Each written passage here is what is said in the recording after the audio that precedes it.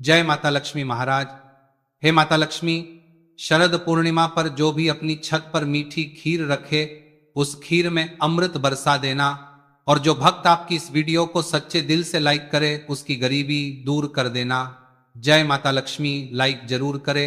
देखिए, इस बार शरद पूर्णिमा है 6 अक्टूबर को, और नारद पुराण के अनुसार इस पूर्णिमा तिथि पर रात में मां लक्ष्मी अपने हाथों में वर और अभय लेकर के घूमती है, जो भी उन्हें जागते हुए दिखाई देते हैं। ध्यान से सुनना, इस दिन जागरण करना भी जरूरी है।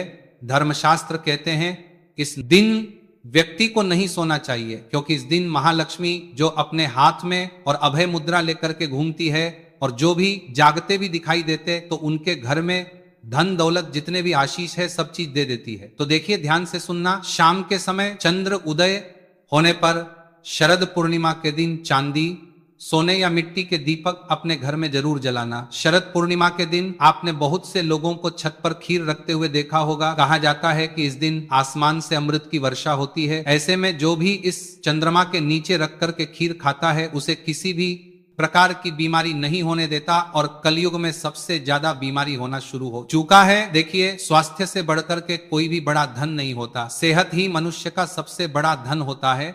आपने कई पौराणिक कथा में शरद पूर्णिमा के दिन खीर खाने के बारे में जरूर सुना होगा। शरद पूर्णिमा के दिन ऐसा माना जाता है, जो भी व्यक्ति चांद की रोशनी में रखी खीर को अगर खाते हैं तो ऐसे व्यक्ति आजीवन बीमारी से बचे रहते हैं। ऐसे व्यक्ति को जल्दी बुढ़ापा नहीं आता। अगर आप चाहते हैं कि आजीवन आपको लंबे समय से बीमारी कोई ग्रसित ना करें, या फिर जो लोग बीमार पड़े हैं ऐसे व्यक्ति को यह खीर खिला देते हैं तो जल्द ही उनके स्वास्थ्य में सुधार आना शुरू हो जाते हैं। आइए, आज मैं आप लोगों को शरद पूर्णिमा से संबंधित कथा भी बताऊंगा, और शरद पूर्णिमा के दिन कौन से ऐसे उपाय करना चाहिए जिससे हमारे घर में श्री की वृद्धि हो, अर्थात की प्राप्ति हो। इस वीडियो में सारी जानकारी बताऊंगा। हाँ, आप सभी दर्शकों से गुजारिश करना चाहूंगा, इस वीडियो को अपने फायदे के लिए ध्यान से जरूर देखना। अगर आप जो है आज की वीडियो मिस कर देते हैं तो फिर शरद पूर्णिमा के दिन मिलने वाले फायदे के लिए बारे में अनजान रह जाएंगे, क्योंकि इस दिन चंद्रमा 16 कला से परिपूर्ण रहता है। इसलिए इस दिन कोई भी उपाय करेंगे वह जल्दी फलकारी होता है। तो देखिए, ध्यान से सुनना। कथा, जब द्वापर में भगवान श्री कृष्ण का जन्म हुआ तब मां लक्ष्मी राधा रूप में अवतरित हुई, और भगवान श्री कृष्ण और राधा की अद्भुत रासलीला की जो आरंभ है ये शरद पूर्णिमा के दिन ही माना जाता है। और ऐसी भी मान्यता है कि शरद पूर्णिमा की रात को ही भगवान श्री कृष्ण ने महाराजस किया था। भगवान श्री कृष्ण ने बंसी बजा करके गोपियों को अपने पास बुलाया था और ईश्वरीय अमृत पान कराया था। श्री कृष्ण ने इस दिन ऐसा महाराज था कि चंद्रमा भी कान्हा और गोपी के नृत्य देख करके मोहित हो गया था, और कई दिनों तक इस रात की सुबह ही नहीं हुई। अर्थात जो है ये शरद पूर्णिमा की रात्रि है, ये लंबे समय तक द्वापर युग में चली थी।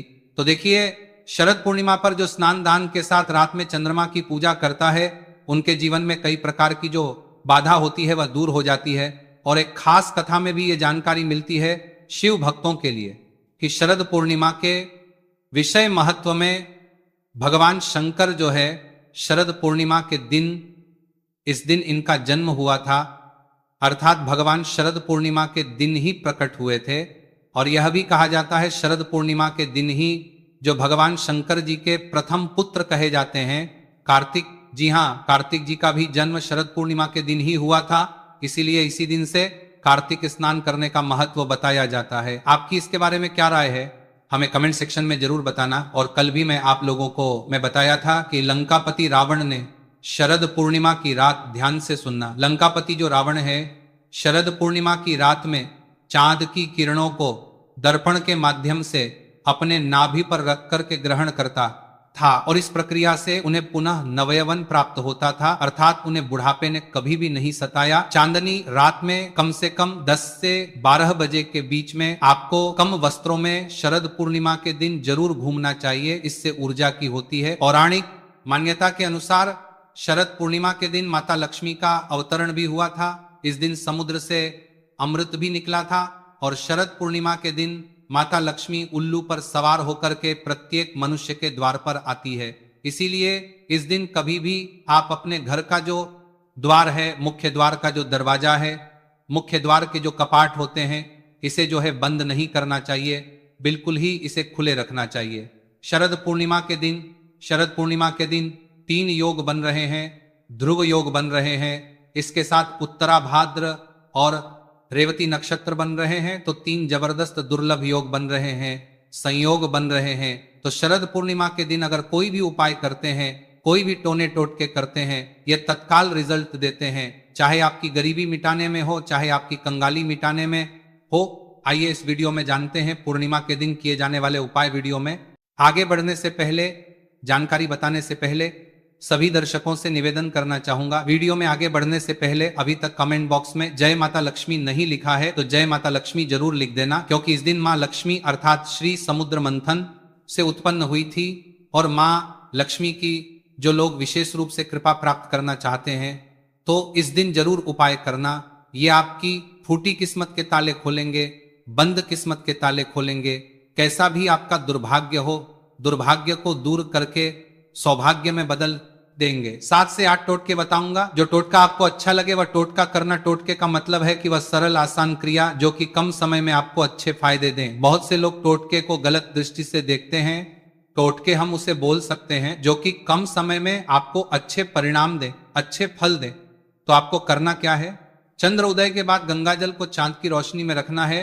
ध्यान से सुनना, अगर आप चाहते हैं कि आपके घर का वास्तु मजबूत हो जाए, आपके घर में किसी प्रकार की नकारात्मक शक्ति हो वह समाप्त हो जाए, तो चंद्र उदय के बाद गंगा जल को चांद की रोशनी में 10 से 15 मिनट तक रहने देना है और आपको उसी टाइम में, रात्रिकालीन में ही आपको जो गंगा जल रखा है इसका छिड़काव पूरे घर में करना है। तो ऐसा माना जाता है इस उपाय से पूर्ण रूप से घर का शुद्धिकरण होता है और जो घर शुद्ध हो जाए ऐसे घर में स्वतः ही लक्ष्मी है। और इस प्रकार के उपाय अगर इस दिन किए जाए तो महालक्ष्मी ऐसे घर में स्वतः ही बिना बुलाए आ जाती है। रात 11 से 1 बजे के बीच खुले आसमान के नीचे चांदनी रात में उत्तर दिशा की ओर मुंह करके आपको बैठना है और महालक्ष्मी के आपको मंत्र का जाप करना है।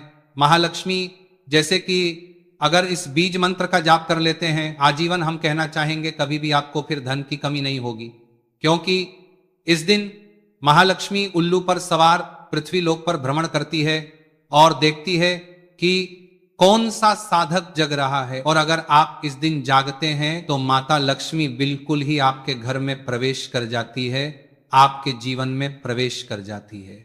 और ऐसा माना जाता है शरद पूर्णिमा की रात्रि को अगर कोई भी व्यक्ति चांद को निहारते हुए लंबे समय तक चांद को बिल्कुल ही एकटक देखता है, अर्थात अपनी पलक भी नहीं झपका, तो